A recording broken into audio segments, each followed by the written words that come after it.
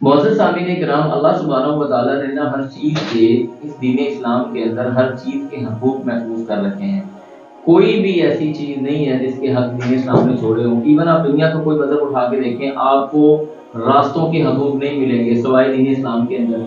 آپ دنیا کے کسی مذہب کے اندر دیکھ لیں، آپ کو جانوروں کے حقوق نہیں ملیں گے سوائے اس مذہب کے اندر۔ تو اللہ سبحانہ و تعالیٰ نے جہاں باقی ساری چیزوں کے حقوق محفوظ کیے ہیں، یہ کیسے ہو سکتا تھا انسانوں کے حقوق محفوظ نہ کیے ہوں؟ تو اسی طرح سے اللہ تعالیٰ نے یتیموں کے مال کی بھی بڑی حفاظت کی ہے۔ فرمایا وَلَا تَأْكُلُوا أَمْوَالَ الْيَتِيمِ إِلَّا بِالَّتِي هِيَ أَحْسَنُ حَتَّى يَبْلُغَ أَشُدَّهُ کہ یتیم کا مال نہ کھاؤ، ہاں اگر کھانے کی ضرورت پیش آ بھی جائے تو اچھے انداز سے بقدر ضرورت لو کہ تم نے اس کی انویسٹمنٹ کی، اس میں سے پروفٹ لے لیا۔ حتیٰ یبلغ اشدہ، یہاں تک کہ وہ اپنی جوانی کو اور بلوغت کو نہ پہنچ جائے۔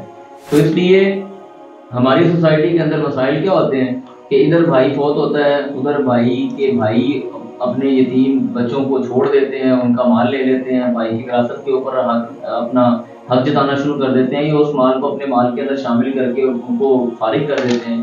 تو یہ انتہائی برا عمل ہے جو نہ صرف خاندانی معاملات کو ختم کرتا ہے بلکہ آگے بڑی ساری دشمنیوں کو بھی جنم دیتا ہے۔